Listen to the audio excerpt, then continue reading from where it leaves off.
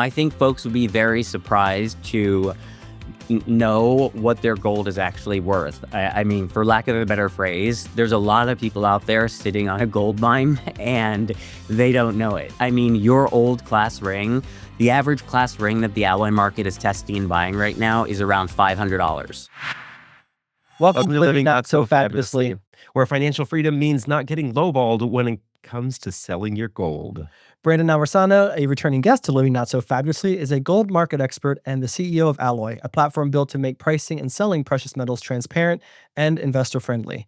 He tracks central bank demand, liquidity, and spreads across physical and paper gold to help everyday investors make smarter moves. With gold's recent rally, we thought it would be good to have Brandon back to help us make sense of all this.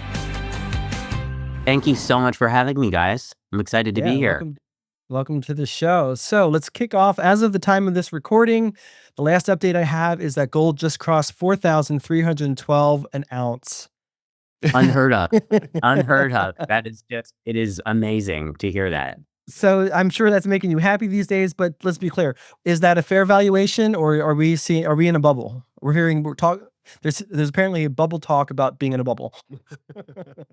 I totally get it. And, I don't have a crystal ball. I wish I did. But I would say that this bull run that we're on is definitely going to continue. I think the factors that have contributed to the sort of rapid growth of gold are not going away. And I'm, happy to share what some of those are. But I would imagine we'll see the price of gold continue to climb. Gotcha. Okay, so that's my follow-up question. Why are we seeing this rally? And then more importantly, why do you think it's going to continue into the long term? The number one reason that we're seeing gold in this historic bull run is global instability. So when there is disruption, political disruption, chaos, for lack of a better word, war, it drives up the value of the physical commodity of gold. The dollar weakens, gold prices increase. So that's kind of like number one. And then the second is central banks around the world. So I'm talking the United States, China, India. They are purchasing gold at record pace. And they're not just purchasing a piece of jewelry here and there. They're purchasing kilo bars of gold.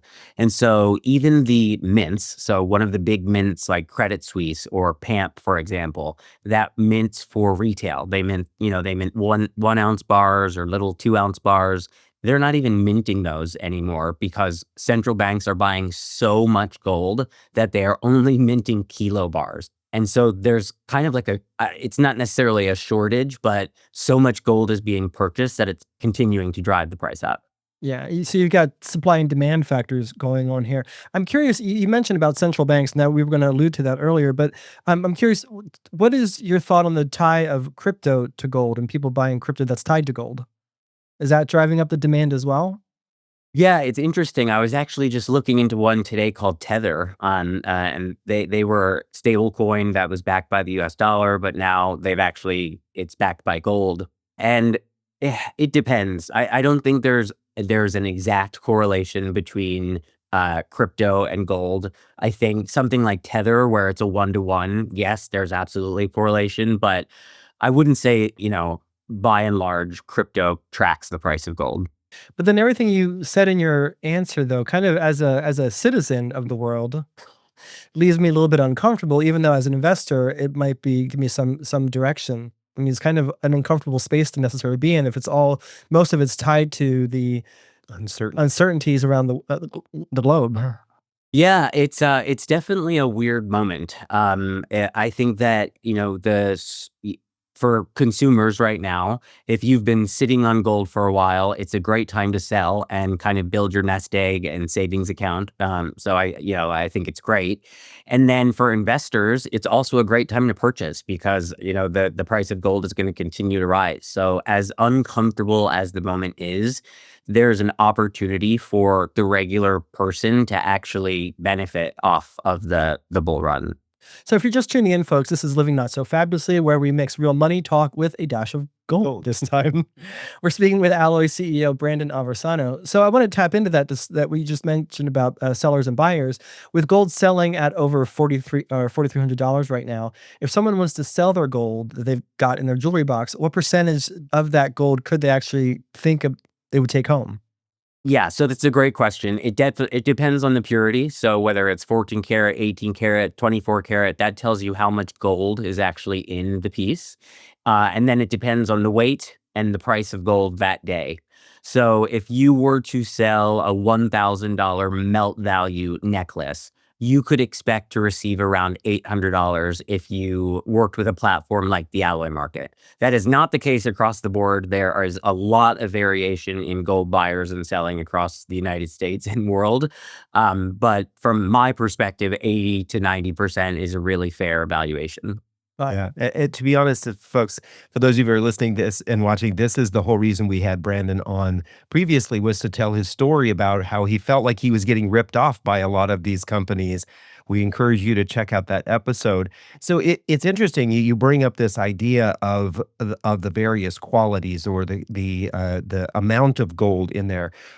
What makes up that? How do you test that quality or that purity to do that? Most gold is stamped. So, if you have a bracelet or you have a necklace, there's usually something called a hallmark, and it's around the clasp. It's usually pretty tiny, but it'll tell you it'll have 14, it'll have 18, it'll have 22, and that'll tell you, precisely what carat the piece is. But that is actually referring to, and it's kind of ironic because it's the name of my company, it's actually referring to the alloy that makes up the gold. So 14 karat is a gold alloy, and that means 58.3% of the piece is made of gold.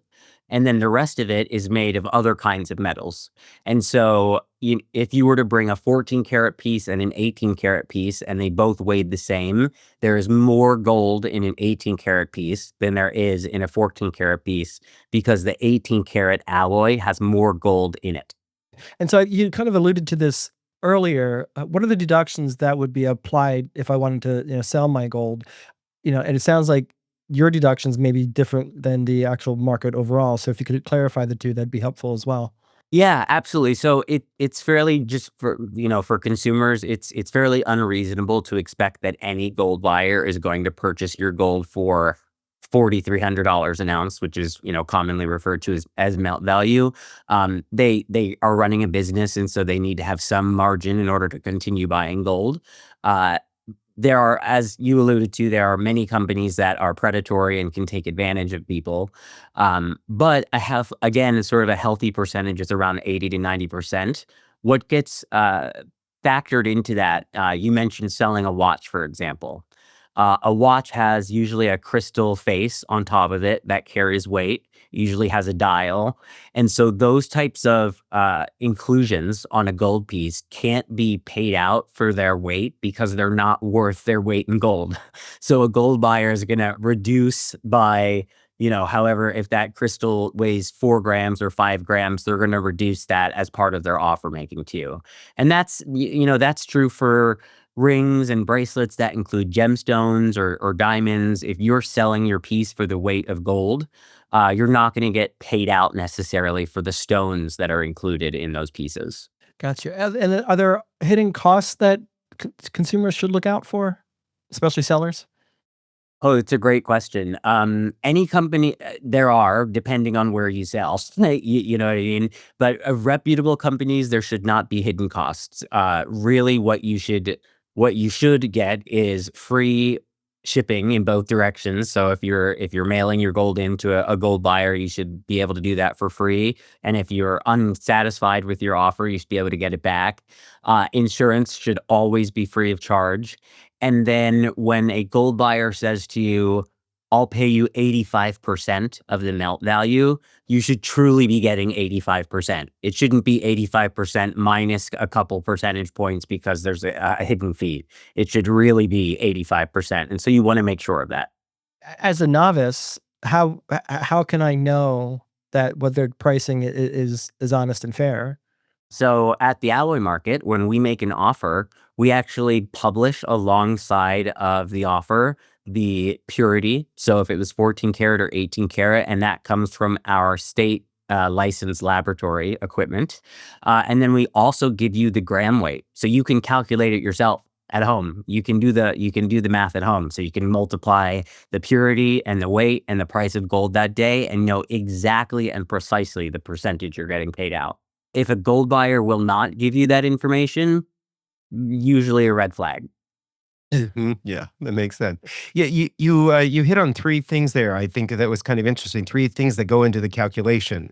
It's the purity, it's the weight, and the price at that point in time, that day, right? Yeah.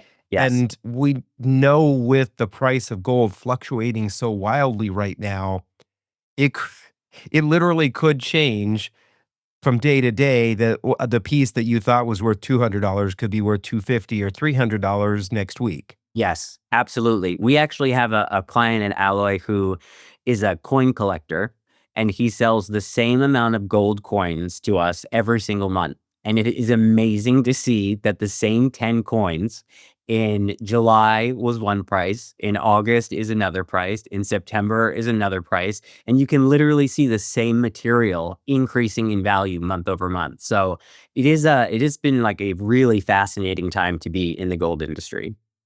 I bet. One moment, Brandon. We'll be right back after we pay some bills here.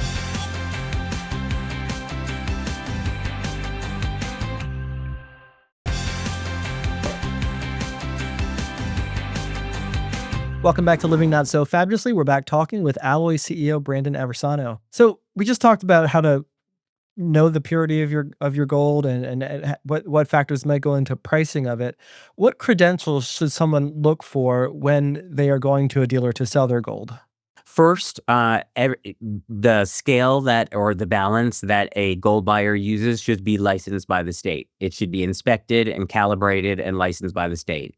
The second thing is they should be using industry best equipment. So you should ask, how are you testing my gold? How are you figuring out what the purity is?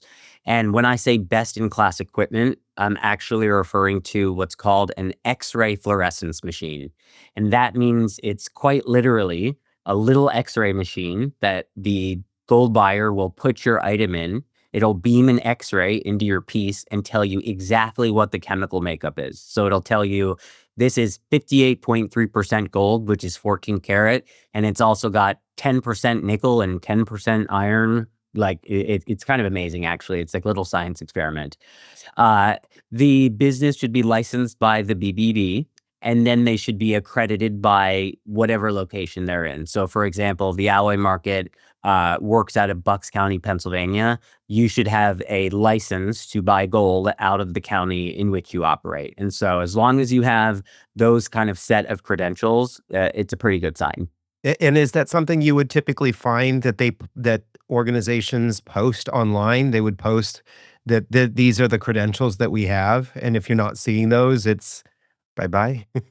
Yeah, that's a really good question. And yes, basically, if you're not seeing like, hey, this business is never registered with the BBB, this business has no licensing or accreditation, it either means that it's a complete scam and fraud, or they really don't know what they're doing. And so you would probably be better off trusting an organization that is publicly sort of displaying those credentials. It's really important. Yeah, and so I'm curious about the oversight of that, because anybody can just put up a website and say, "Look at me, I'm selling gold now, and I'm certified everywhere." Are there industry audits and people making sure that keeping the industry honest? Yeah, absolutely. So, I mean, the state of Pennsylvania literally has a code of precious metals that is enforced by the Department of Weights and Measures. So, audits actually do happen, and you need to follow very strict procedures. I'll give you one example. So, in Pennsylvania, when a gold buyer purchases your piece, so if you came to me today and said, Brandon, I'm going to sell you my gold ring, and we buy it from you for $750. We, as the gold buyer, are not allowed to resell or move that piece of gold for 5 whole business days. And so if we violate that, we can lose our licensing. The purpose of that holding period is because sometimes gold gets stolen and there's theft. And so gold buyers actually have to report their purchases to their local sheriff's department on a daily basis. all transactions from the previous day. And so the reason you have to hold on to that gold is because if the local sheriff's department is like, hey, there was a ring stolen and it, looks exactly like this, they can come into your business and ask to see your inventory and say, that's actually a stolen piece and that needs to be recovered. So yeah, but there are definitely regulations you must follow or you will lose your license. Yeah. So you're filing a report yourself with the local sheriff's office every single day. Yeah, that is it. So any gold buyer, if they are accredited and compliant, that is the same with any gold buyer, really across the entire country. Brandon, you said move that piece. Does that mean that sometimes you are buying someone's gold watch or jewelry and then turning around and selling that rather than what we found out you do today? We did not know this until you communicated with us earlier today. You were actually at the smelter Melting gold. melting down jewelry and turning it into gold bars, right? Yes. At the alloy market, we handle kind of selling or resale of gold in two ways.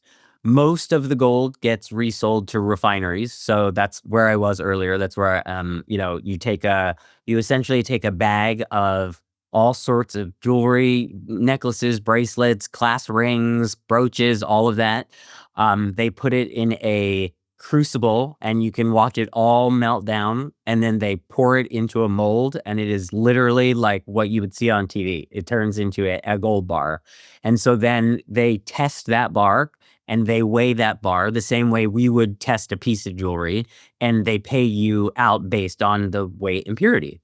The other way that the alloy market kind of goes about it is if we get certain pieces in stock, certain pieces of jewelry that are intact and beautiful and we believe, deserve a second life, we'll actually resell that back to the public at a really honest and fair price, well below what a jeweler or retail value would cost. Interesting. So you potentially are getting more than what a jeweler would pay you for the item if you were selling it to them. And on the flip side, you can use your market to actually buy a piece of jewelry that needs, like you said, a second life, Yeah.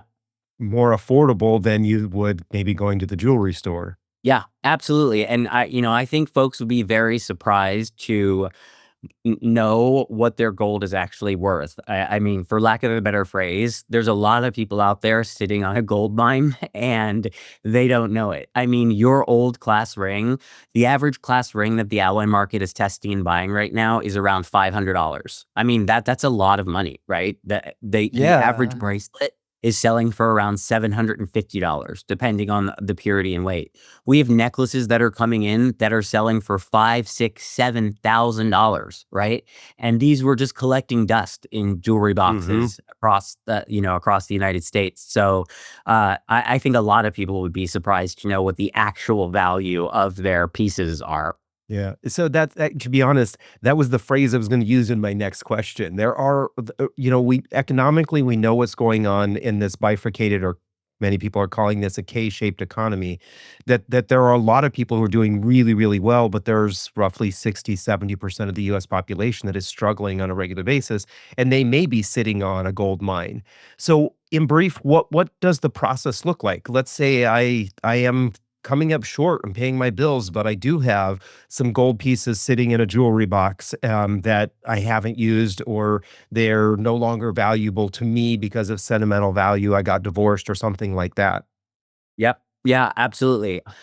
From my perspective, I would recommend using the alloy market, of course, but you could go to any accredited and trustworthy gold buyer. But the process for the alloy market would look like you can contact us via email, chat, phone, web chat. We'll actually provide an upfront estimate. So if you say to us, hey, I have 10 of these coins, or I have 5 18-karat bracelets that weigh X amount, we'll actually give you an estimate over the phone upfront, so you know what that you can kind of expect. And then we would send you a fully insured prepaid mailer, FedEx mailer. You put your jewelry in, it arrives back at our laboratory in 2 days. We test it, send you an offer the same day, and if you accept, we issue your payment the very same day. And that we take that very seriously. And so we work with folks whose homes are in foreclosure, We work with folks who need to pay for their dog's surgery to keep their dog alive. We work for folks who need to pay for funeral expenses. These are real, legitimate, genuine stories from the alloy market. So it's not just, folks at the top who are selling their gold. It really is, as you kind of alluded to, the 60%, 70% who need to cover very real expenses. And gold, especially right now, is a really quick way to do that, especially if you go to a legitimate and credible gold buyer. So, just looking ahead with what has happened with gold, do you think that there's any risks or that all this could get derailed and we could see a collapse in the market? Not anytime soon. I think we're going to continue to see, the price of gold continue. I think the other interesting thing about gold and even silver is the mineable supply is going to run out. There is a massive demand for industrial use of these metals. It's not just in the form of jewelry. So I'll give you an example. All the AI companies we're hearing about, the AI infrastructure, all of those circuit boards have gold in them, all of them. And so these companies are buying literally tons of gold each year, right? And that is gold that's not going to be repurposed. That's gold that's going to live in those circuit boards for a really, really long time. And so as the supply continues to shrink because human demand continues to expand, it's just going to drive the price of gold higher. Gotcha. Awesome. So in the last 30 seconds, do you mind sharing for those who want to invest in gold, what concerns do you see right now that they should be aware of before they go all in? Well, first of all, the price of gold is really expensive right now. So you want to make sure, that you're allocating the right amount of funds based on your own kind of financial picture and portfolio. I think, you should be aware that the market can shift at any time, similar to stocks and cryptocurrency. It does go up and down. And then there are a lot of different ways you can invest in gold. You can invest in gold IRAs. You can invest in gold certificates. So your gold is kind of like on paper, or you can actually purchase physical gold. Each one of those, I could spend a whole bunch of time talking about the pros and cons. But at this point, I would actually recommend purchasing physical gold and holding it in a safety deposit box or bank.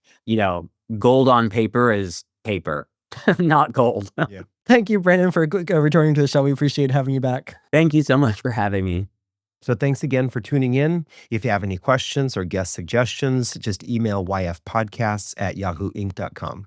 And if you like what you see here, scan the QR code to follow Yahoo Finance Podcast for more videos and expert insights, because when you do, financial security is only a step away. And until next time, stay fabulous.